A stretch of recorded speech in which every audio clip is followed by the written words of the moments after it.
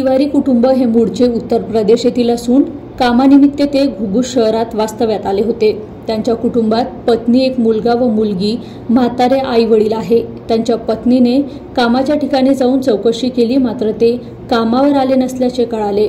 घरात कुठल्याही प्रकारचा अंतर्गत कलह नसताना हे इसम अचानकपणे बेपत्ता होते। हे अत्यंत संशयास्पद प्रकार असून पोलिसांनी या प्रकाराची अत्यंत तातडीने चौकशी करण्याची व सदर इसमाला शोधून काढण्याची मागणी घुगुस शहरातून होत आहे।